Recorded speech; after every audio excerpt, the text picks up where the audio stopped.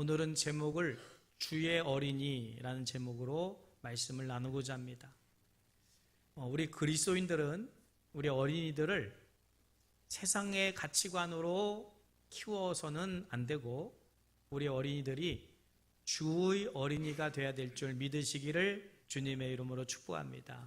주의 어린이라면 예수님을 닮아가는 예수님의 성품을, 예수님의 지혜를, 예수님의 사랑스러움을 배우는 어린이가 주의 어린이인 줄 믿습니다. 그런 교육관을 가지고 자녀들을 양육해야 될 줄 믿으시기를 주님의 이름으로 축복합니다. 그래서 오늘 어린이 주일 맞이하면서 우리 축복의 선물로 준 우리 자녀들의 가치를 새롭게 발견하면서 주의 어린이로 잘 양육하는 부모의 책임과 사명 감당하는 우리가 되어야 될 줄 믿으시기를 주님의 이름으로 축복합니다.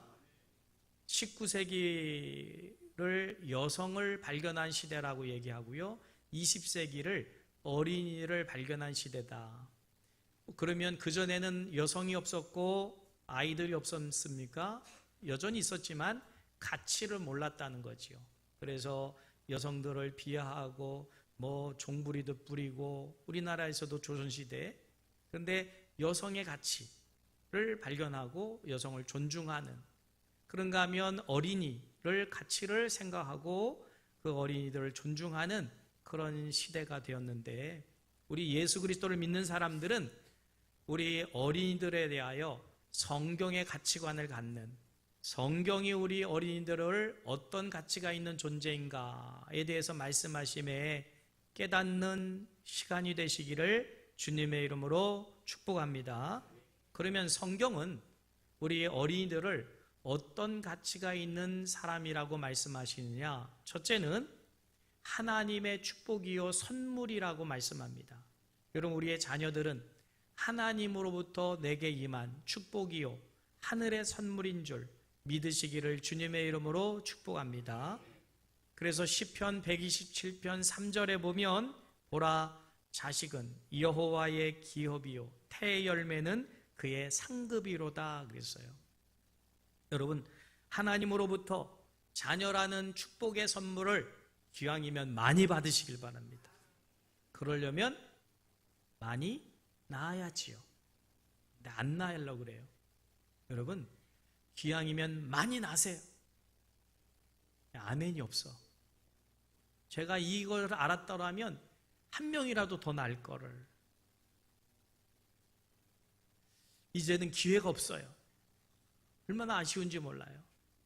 여러분, 자녀가 하나님의 축복이요 선물인 줄 진짜 믿어요? 대답이 별로 시원찮아. 안 믿는가 봐. 믿으세요. 그러면 많이 낳아야 돼요. 대답 안 하잖아. 아이고, 그걸 또 내가 왜 낳아?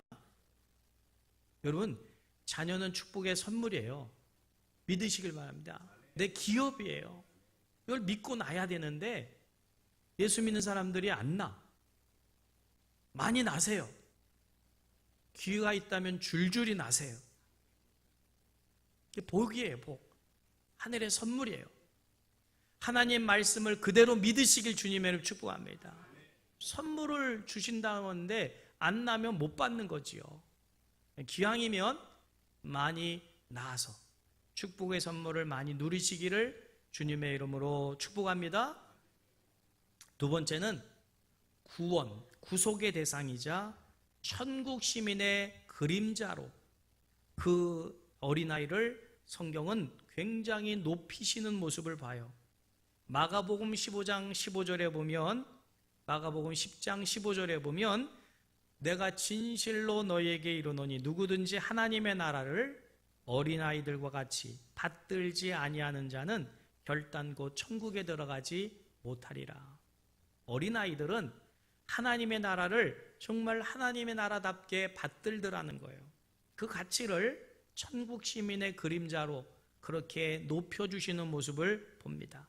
여러분, 어린아이들은 우리가 그 어린아이들에게 배울 것이 있는, 그래서 그 어린아이의 그 특징 가운데 잃어버리지 말아야 되고 본받아야 될 그런 특징들이 있다면 그것들을 계속, 우리도 어린아이였었지 않습니까? 어린아이였었는데 40, 50, 60, 70, 80, 90 되면서 혹시 어린아이의 그 고유한 아름다운 가치를 잃어버리고 있는 한 아닌가 살펴보시면서 천국을 누릴 자가 되실 수 있기를 주님의 이름으로 축복합니다. 세 번째로, 어린아이는 가정과 사회와 국가의 기초가 되는 아주 소중한 존재로 성경은 이들을 높이고 있다라는 사실을 깨달으시기를 주님의 이름으로 축복합니다. 그러면 내 가정에서 내가 하나님 주신 축복의 선물을 잘 양육하면 우리 가정이 든든히 서가게 되고요, 나라와 민족도 든든히 서가게 될 줄 믿으시기를 주님의 이름으로 축복합니다. 자녀를 많이 낳아서 잘 가리키면 기초가 튼튼해지는 거예요. 가정의 기초가 튼튼해지고 국가, 사회가 기초가 튼튼히 돼주는 그런 나라와 국가가 부흥하고 발전하게 될 줄 믿으시기를 주님의 이름으로 축복합니다. 지금 이런 면에서는 우리나라가 큰 심각한 위기에 처해 있어요. 자녀들 안 납니다. 어린아이의 숫자가 자꾸 줄어듭니다. 그건 기초가 흔들린다는 의미가 돼요. 그런 가정은 결코 복을 받을 수가 없어요. 여러분, 자녀들을 잘 많이 출산해서 기초를 가정에 든든히 하고 국가도 그렇게 해야 나라의 민족이 미래가 있는 줄 깨달으시기를 주님의 이름으로 축복합니다. 자, 그러면 축복의 선물로 자녀들을 받았습니다. 어떻게 해야 될까요? 첫째는 잘 가르쳐야 돼요. 잘 가르쳐야 됩니다. 자녀들에게 가장 돈이 많이 들어가는 부분이 교육 아닙니까? 근데 사실 우리나라는 공교육을 신뢰하지 못해서 공교육에 만족하지 못하고 사교육을 많이 해요. 그러다 보니까 미술학원, 피아노학원, 속셈학원, 태권도학원은 기본이고 테니스, 발레, 골프, 연기, 또 노래, 셀 수도 없는 많은 교육들을 시켜요. 돈도 많이 들어가고 시간도 많이 들어가고 아이들은 쉴 틈, 놀 틈이 없어요. 그 아이들이, 제가 어젠가 뉴스를 보니까 아이들한테 인터뷰를 했어요. 학교 다니는 아이들한테 너 어디가 제일 좋으냐? 집이 제일 좋다는 거예요, 집이. 근데 자꾸만 학원으로 내밀려서 아이들이 쉴 틈도 없고 놀 틈도 없고, 아이들이 가장 행복해하는 게 뭐냐 물었더니 부모님과 함께 시간을 보내는 거예요. 그런데 부모님들이 자녀들에게 온군이 주는 시간은 40몇 분밖에 안 되고요, 아이들이 피부로 느끼는 시간은 10몇 분밖에 안 되더라고요. 심각한 문제입니다. 그러니까 결국은 부모는 어마어마하게 돈을 투자해서 아이들을 가르치고 있는데 그게 행복이라고 생각하고 있는데 아이들은 사실 행복함을 느끼지 못하고 있는 거지요. 이게 우리 사회의 일반적인 분위기입니다. 그런데 여기에 편승해서 우리 그리스도인들도 같이 보조를 맞추고 있다는 게 문제지요. 여러분, 어느 시대든지 우리 크리스찬들은 그리스도의 교육관을 가지고 있어야 될 줄 믿으시기를 주님의 이름으로 축복합니다. 똑같은 자녀를 양육하는 게 아니에요. 우리는 주의 자녀로 양육해야 되기 때문에 기독교적인 크리스찬 부모로서의 교육관이 우리에게 심어져야지 세상에 흔들리지 않고 끝까지 교육관을, 크리스찬 교육관을 가지고 교육하는 거지. 안 그러면 세상적으로 우리 아이들이 이제 소외당하고 또 아이들이 인정받지 못할 것 같은 불안감에 세상적인 교육을 쫓아가는데요. 그렇게 하지 마시고 크리스찬으로서의 분명한 소신이 있는 교육관을 가지고 자녀들을 잘 양육하시기를 주님의 이름으로 축복합니다. 그러면 성경에서 말씀하는 어느 시대에든 크리스찬이 가지고 가르쳐야 될 교육이 뭐냐? 신명기 6장 1절에서 9절이에요.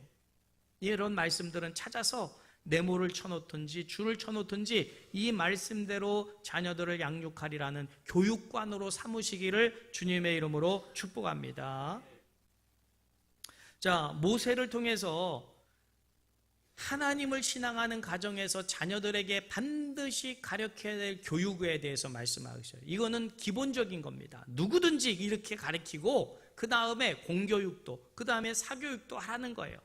그런데 이것은 안 하고 공교육부터 먼저 하고 사교육부터 먼저 하는데 그건 세상 사람들이 하는 것이고요.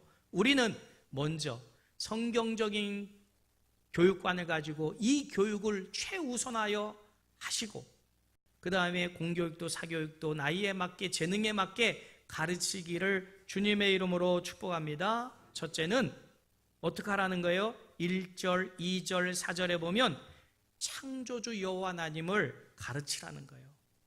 여러분, 하나님이 우리를 만드셨어요. 내 자녀를 만드신 분은 하나님이신 줄 믿으시기를 주님의 이름으로 축복합니다. 그 아이가 하나님을 경외할 줄 아는 아이가 되면 하늘의 복을 받게 될 줄 믿으시기를 주님의 이름으로 축복합니다.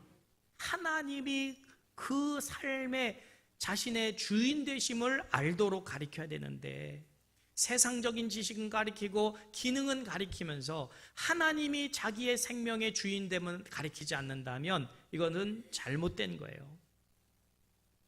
분명히 성도들, 우리 직분자들의 자녀들이 있는데 교회 안 보내요.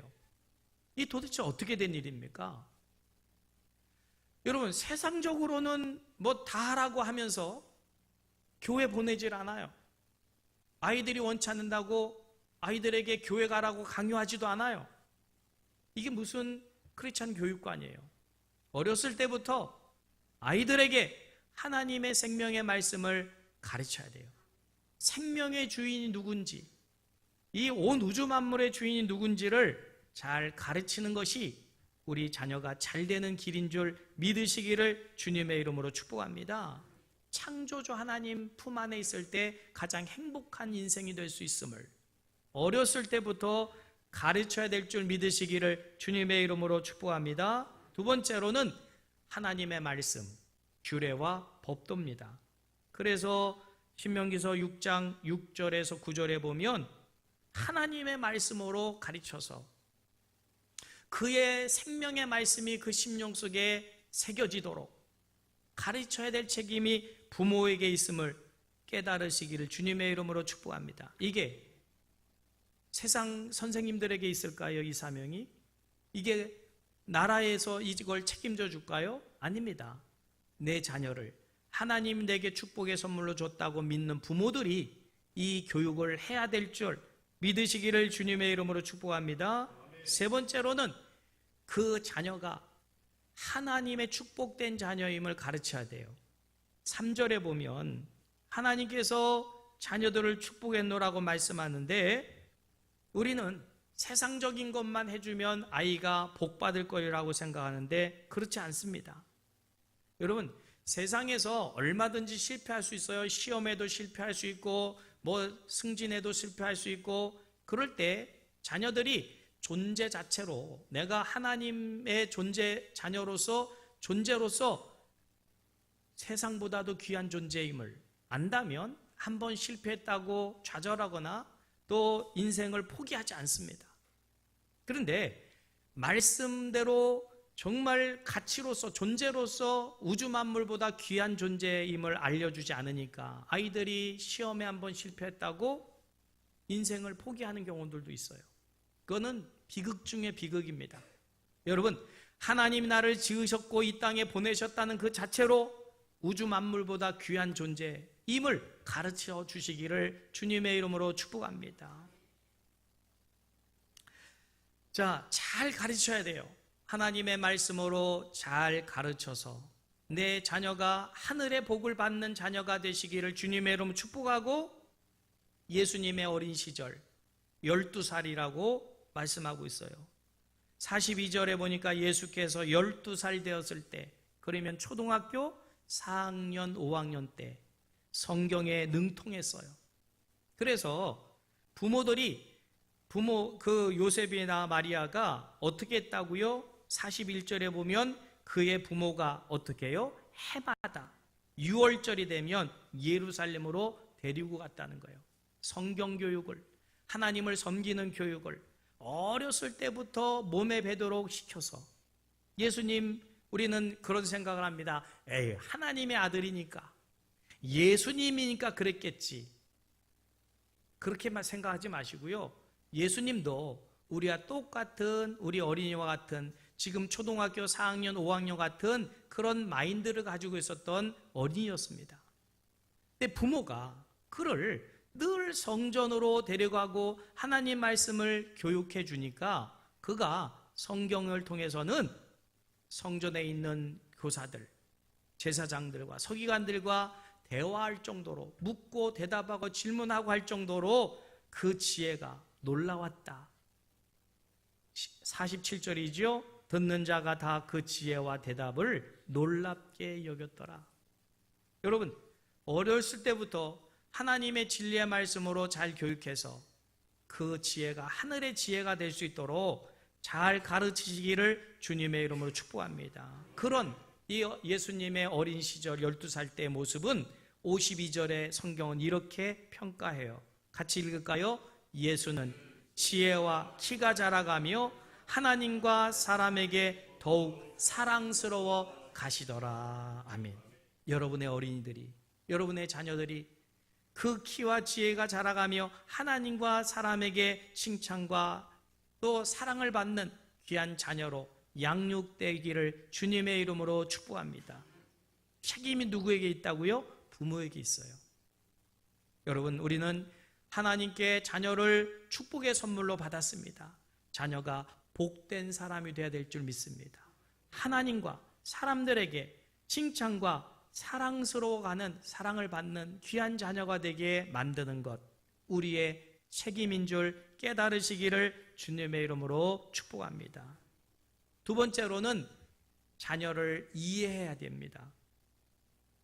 마가복음 10장 13절에서 16절에 보면 예수님이 복음을 전파하실 때 어린아이들도 부모를 따라왔고요, 방해가 됐습니다. 그래서 제자들이 꾸짖어서 내쫓으려고 하니까 예수님이 만류하시면서 그 어린아이를 오히려 품에 안으시고 축복해 주시는 모습이 나와요. 어린아이에 대한 이해입니다. 여러분, 일반 사람들은 어린아이들을 귀찮게 여기고 그 영혼의 가치를 우습게 여겼는지 몰라도 예수님은 한 영혼의 어린아이를 천하보다 더 귀하게 여기며 그 어린아이를 이해하시며 축복하시는 모습을 봐요. 어린아이들은 아직 미숙합니다. 그래서 때로는 이해 못하는, 그리고 또 번잡스럽게 행동할 수 있지만 그런 나이, 연령대에 대한 아이들에 대한 이해심을 가지고 그들을 사랑의 눈으로 보고 그들을 오히려 끌어안고 축복해 줄 수 있는 그런 이해심이 있는 부모가 되어야 될 줄 믿으시기를 주님의 이름으로 축복합니다. 자, 예수님의 어린 시절을 바라보는 철부지 예수님의 모습도 있었지요. 부모가 걱정할 것 생각하지 않고 그가 성전에 남아서 그 교사들과 얘기하고 있을 때 하루 길을 부모는 미리 갔어요. 예수님을 잃어버렸습니다. 12살짜리 아들을. 얼마나 당황했을까요? 얼마나 애타게 찾았을까요? 다시 예루살렘까지 예수님 찾으러 왔을 때 예수님이 그 예루살렘 성전에서 교사들과 함께 이야기를 나누고 있었을 때 꾸짖었지요. 48절입니다. 그의 부모가 보고 놀라며 그의 어머니는 이르되 아이야 어찌하여 우리에게 이렇게 하였느냐? 보라, 네 아버지와 내가 근심하여 너를 찾았노라. 그건 부모로서 당연히 근심거리가 되는 그 아들이 부모의 속을 썩인 것이 되지요. 자녀는, 어린아이는 부모의 마음을 이해 못할 때가 많아서 부모에게 그 걱정을 끼칠 수 있어요. 그런 나이, 연령을 잘 살펴서 아이를 이해할 줄 아는 부모가 되어야 될 줄 믿으시기를 주님의 이름으로 축복합니다. 근데 이 예수님의 대답이 잘못했어요. 다시는 안 그럴게요. 이래야 되는데 49절에 예수께서 이르시되 어찌하여 나를 찾으셨나이까? 내가 내 아버지 집에 있어야 될 줄을 알지 못하셨나이까? 하시니 그 부모가 그가 하신 말씀을 깨닫지 못하더라 그랬는데 그 말을 마음에 두었다. 이 말은 이해하려고 애를 썼다 그 말이에요. 이해하려고. 부모는 어차피 자녀도 부모를 이해를 못하고요. 부모도 자녀를 이해 못하는 시대를 살아가요. 그만큼 시대가 급변하고 있기 때문에 그 부분에 대해서는 찬양 예배 때 말씀을 드리겠지만 이럴 때 어떻게 해야 되느냐? 이렇게 해야 돼요. 누가 먼저 이해를 해야 될까요? 부모가 먼저 이해를 해야지요. 어차피 서로 이해 못합니다. 그래도 부모는 먼저 이해심을 가져야 돼요. 그래서 지금 마리아가 어떻게 했다고요? 예수님이 하신 말씀이 뭔지를 못 알았지만 그 말씀을 마음에 두었다. 이것은 이해하려고 애를 썼다. 이런 의미가 됩니다. 여러분, 자녀들을 이해하는 부모가 되시기를 주님의 이름으로 축복합니다. 예수님은 어린아이들을 이해하셨어요. 그 연령에 따른 이해가 있었어요. 요즘 노키즈존, 그래서 아이들을 아예 음식점에서 받아주질 않는 가게들이 있는데 사고 때문에도 그럴 수 있고 분위기 때문에도 그럴 수 있기는 하지만 아직 이해심이 적은 것 아닌가 이런 생각도 해봐요. 물론 유별나게 키우는 부모들도 있어요. 문제 부모들도. 그래서 아예 통제도 하지 않는, 그런데 음식점이라는 게 뜨거운 국물도 가지고 가는데 아이들이 뛰놀고 그러면 사고가 날 수도 있으니까 그렇게 노키즈존이라고 판매를 붙이면서 어린아이 입장을 막는 그런 가게들도 있는데 찬반 논란은 있습니다만은 좀 더 우리가 어린아이의 나이에 걸맞는 이해를 해야 되는 우리가 아닌가 생각해 볼 수 있기를 주님의 이름 축복하면서 과연 나는 내 자녀에 대해서 얼마나 이해하고 있는가, 이해심을 갖는 부모들이 되시기를 주님의 이름으로 축복합니다. 세 번째로 천국에 들어갈 자임을 우리는 알아야 돼요. 무슨 말이냐면 우리가 다 천국에 가야 될 사람들 아닙니까? 그런데 결단코 어린아이 같지 아니하면 천국에 들어갈 수 없다. 그러면 우리도 어린아이 시절이 있었어요. 그런데 어른이 되고 나서 예수님이 말씀하는 어린아이의 천국에 들어갈 그 어떤 그것을 나는 잃어버리고 지금 어른으로만 살고 있는 나는 아닌가 살펴볼 필요가 있다는 거죠. 어린아이도 교육돼야 됩니다. 그런데 어린아이만 갖는 아주 특별한 어떤 특징이 있어요. 그게 뭘까요? 첫째는 순수함입니다. 순수함. 여러분, 어린이가 순수합니까? 어른이 순수합니까? 어린이가 훨씬 순수합니다. 어른은 자라가면서 때가 묻었어요. 생각이 오염되고요. 행동이 불결합니다. 근데 어린아이는 그만큼 순수해요. 그 순결함, 갓난 어리와 같은 순전함을 신령한 젖을 사모하라고 하셨으니 그래서 이는 그로 말미암아 너희로 구원에 이르도록 자라게 하려 함이라 그랬으니 어린아이의 순수함을 잃어버리지 않는 우리가 돼야 될 줄 믿으시기를 주님의 이름으로 축복합니다. 두 번째로 어린아이들은 겸손해요. 자라가면서 교만해지거든요. 겸손의 반대는 교만 아닙니까? 그래서 베드로전서 2장 1절에서 쭉 보면 모든 악독과 모든 기만과 외식과 시기와 모든 비방의 말을 버리고 그랬는데 어른이 되면서 모든 악한 생각, 모든 악한 그런 기만, 외식, 시기, 비방 이런 것들이 많아지거든요. 아이들은 그렇지가 않아요. 겸손합니다. 자기 부족도 인정할 줄 알고 또 겸손해서 자기를 그렇게 어른들처럼 교만하게 나타내려고 하지 않아요. 이런 어린아이와 같은 순수함에 이런 겸손함을 나는 잃어버리고 있진 않은가. 어린아이를 바라보면서 내게 어린아이의 그 모습이 있는가를 살펴보는 지혜가 있으시기를 주님의 이름으로 축복합니다. 전적으로 아이들은 그리고 부모를 의지하지요. 어리면 어릴수록 부모를 절대적으로 의지합니다. 부모가 없으면 울고요. 부모가 안아주면 거기서 해맑게 웃고요. 부모로서 온전한 만족을 누리지요.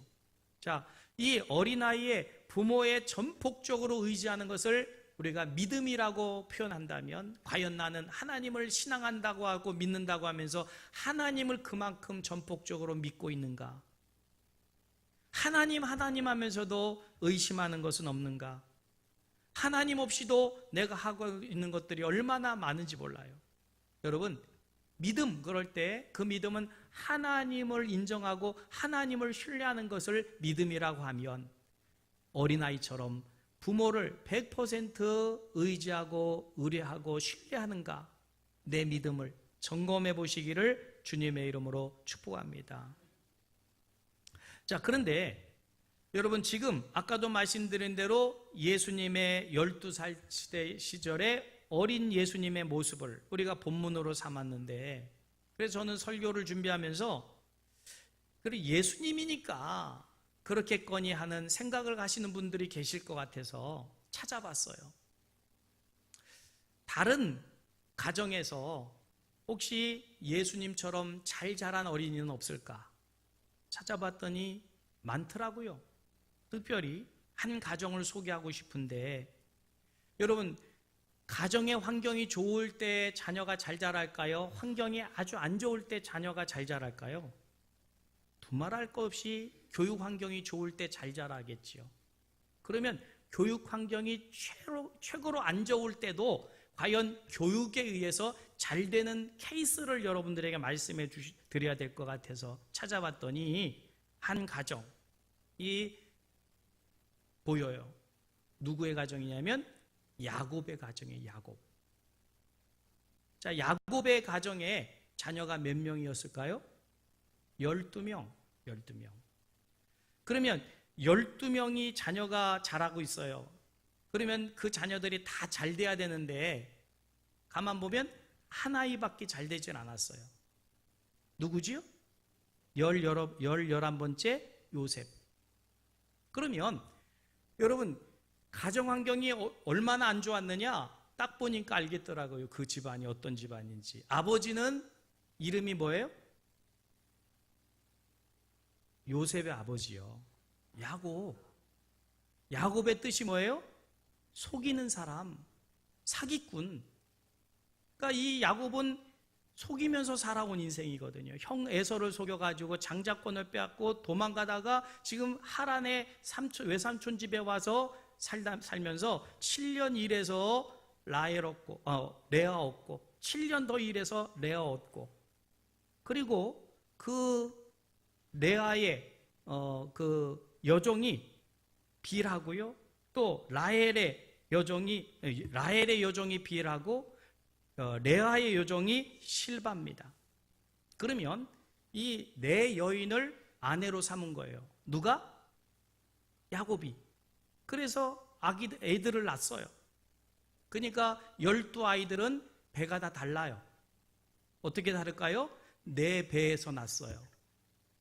그러니 네 배에서 난 12명의 자식들이 형 아우 그러면서 사랑스럽게 잘 자랄까요? 여러분, 그거 못 겪어보셨죠? 제가 아는 한 30살쯤 되나 어떤 사람이 있는데, 같이 식사를 하게 됐어요. 무릎을 딱 꿇고 밥을 먹어요. 그래서 그렇게 하면 발도 저리고 편안히 앉으라고, 양반다리하고 앉아서라도 밥을 먹으라 했더니, 그 아이는 배다른 형들 밑에서 자란 거예요. 군기가 막 들어가지고요, 성인이 됐는데도 그 버릇을 못 고치더라고요. 그러니 어렸을 때 어떤 상처를 받았겠나 쉽게 짐작이 되더라고요. 근데 그것도 배가 한 번 다른 게 아니고 12명이 다 달라요. 이게 두세 명씩 해가지고. 그러니 배가 이렇게 다른데 11번째로 태어나서 그 형들 밑에서 자라니 이 교육 환경이 어떻겠어요? 제가 볼 때는 야곱의 가정은요, 교육 환경으로 따지면 제로인 가정일 겁니다. 아예 교육은 거기서는 서로 시기 질투, 그 배다른 형제들끼리 얼마나 그런 게 많았겠어요. 자, 그거를 염두에 두면서 그러면 아버지 야곱이 자기는 속이는 자로 살아온 사기꾼이고 또 배다른 자식들이 12명이나 있고 그 아버지가 자녀들을 여러분 입장 바꿔놓고 여러분이 야곱이라고 생각하고 뭘 가리키겠습니까? 제가 생각해 보니까 정직을 가리키라고 생각을 해요. 자기는 속이는 사람이었지만 자식은 아버지가 도둑질 한다고 자식들 도둑질 하라고 가리키는 아버지는 없겠지요. 그러니까 제가 생각해 보니까 그 아들들에게 너희들은 속이는 자가 되지 마라. 정직한 사람이 되라고 어렸을 때부터 아마 입에 침이 마르도록 가르쳤을 것 같아요. 야곱이. 아무도 동의를 안 하셔요. 근데 제가 생각을 곰곰이 말씀 묵상해 보니까 그랬던 것 같아요. 열심히 너희들은 정직해라. 서로 정직해라. 화목해라. 뭐 이런 거를 많이 가르쳤을 것 같아요. 그런데 그 12 중에서 요셉만 그 아버지가 정직하라는 교육을 제대로 받았어요. 정직했어요. 그럼 그게 교육의 힘입니다. 다 자식들이 교육하는 대로 되지는 않아요. 그러나 그 중에 교육을 받는 자식이 있거든요. 자, 창세기 37장입니다. 중요한 말씀이니까 찾아보세요. 여러분, 교육 환경 따지지 마시고 아무리 안 좋은 교육 환경 속에서도 우리가 가르쳐야 될 그런 교육이 있어요. 자, 창세기 37장.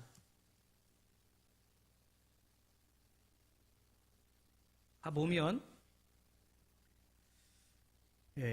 2절 말씀 같이 읽겠습니다. 시작. 야곱의 족보는 이러하니라. 요셉이 17세의 소년으로서 그의 형들과 함께 양을 칠 때에 그의 아버지의 아들들 비라와 실바의 아들들과 더불어 함께 있었더니 그가 그들의 잘못을 아버지에게 말하더라 그랬어요. 저는 이 말씀을 가만 생각해 보니까 양을 치러 나가서 아버지가 안 보지요? 그러니까 아마 양들 팔아서 술도 마시고 양들 팔아서 나쁜 짓도 하고 그랬을 것 같아요. 천국 가서 물어보려고 그래요. 근데 여러분, 그러면 이 요셉은 기라성 같은 형들이 나쁜 짓을 하고 있어요. 그러면 그 형들에게 미움당하지 않고 왕따 나가지 않으려면 어떻게 해야 됩니까? 같이 해야지요. 그런데 요셉은 어렸을 때부터 아버지로부터 속이는 짓 하지 마라, 정직해라는 교육을 받았기 때문에 다른 형제들도 다 받았겠지만 요셉만큼은 그걸 이해를 하지 못해요. 형들의 그 아버지를 속이는 행동을. 그래서 어떻게 했다고요? 그가 그들의 잘못을 아버지에게 말하더라. 이 말은 그 양심에 이미 그 정직함이 밴 거예요. 교육이 제대로 됐다 그 말이죠. 그 교육의 힘은 어디로 이어질까요? 형들에게 미움을 당해서 꿈 얘기했다가 그 다음에 팔려가지요. 보디발 장군의 집에 노예로 팔려갑니다. 그리고 거기서 17세의 때에, 그러니까 한 18세 뭐 이럴 때니까 청년이지요. 혈기왕성한 청년으로 보디발 장군의 집에 노예로 팔려갔어요. 그런데 그 보디발 장군의 아내가 이 혈기왕성한 청년을 유혹하지요. 그때 어떻게 합니까? 눈 한번 질끈 감으면 혈기왕성한 그의 인생은 펼 거예요. 근데 정직함 때문에, 하나님 앞에 정직함 때문에 그가 겉옷을 벗김을 당하면서까지 도망갔다가 오히려 뭐라 그러죠? 모함을 당해서 옥에 갇히는데도 옥 안에서도 정직함을 잃어버리지 않습니다. 결국 그 환경이 아주 안 좋은 최악의 환경 속에서도 하나님의 말씀의 교육을 야곱이 다 시켰을 텐데 그 중에 요셉은 그 교육을 받았더라는 거예요. 결국 어떻게 됩니까? 그 형들에게 미움받아서 팔려간 그 사건도 애굽의 총리 대신 되게 하는 기회가 되게 하셔서 하나님이 정직한 그로 이 애굽의 국고를 맡아서 다스릴 만큼의 그런 훌륭한 사람으로 성장되었다. 믿음도 있지만 하나님의 역사 가운데 정직함이 있었기 때문에 하나님께서 그를 높여주신 줄 믿으시기를 주님의 이름으로 축복합니다.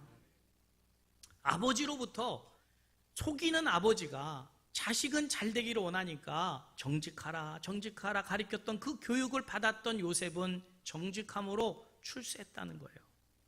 이게 성경이에요. 그런데다가 이 요셉이 꿈을 꾸지요. 꿈을 꿨어요. 그래서 5절에 보면 창세기 37장 5절입니다. 그 꿈을 형들에게 이야기했다가 오히려 더 미움을 당했어요. 그런데 아버지에게도 그 얘기를 했다가 아버지도 우려를 합니다. 그런데 그 아버지가 어떻게 했다고요? 여기 보면 11절 말씀 같이 읽을까요? 그의 형들은 시기하되 그 아버지는 그 말을 간직해 두었더라. 이 말은 예수님의 어린 시절에 그 마리아가 예수님이 한 말을 간직해 두었다. 이 말과 같이 그 꿈을 부모가 같이 공유하고 있었고요. 은연중에 그 꿈을 도와주었다는 의미가 됩니다. 마음에 두었더라. 이 말은 그 꿈을 키워주고 그 꿈을 지지해주고 그 꿈이 이루어지도록 협조해 준 것이 부모였다. 여러분, 자녀들을 우리가 선물로 받았다면 이 자녀들의 꿈, 이 자녀들의 미래를 적극적으로 지원해주고 후원해주되 그것이 하나님이 주시는 비전이 되기를 주님의 이름으로 축복합니다. 세상적인 것 말고요. 하나님이 주시는 것이라면 그 아이의 그것을 지원해주고 지지해줄 때 하늘의 복이 임하게 될 줄 믿으시기를 주님의 이름으로 축복합니다. 그런데 이 야곱이 한 가지 또 잘한 교육이 뭐냐면 12아들 중에서 특별히 12째 아들을 사랑했죠.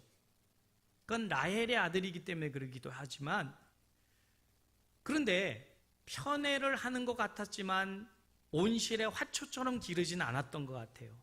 그래서 형들이 먼 곳으로 가서 양을 칠 때 이 요셉을 보냅니다.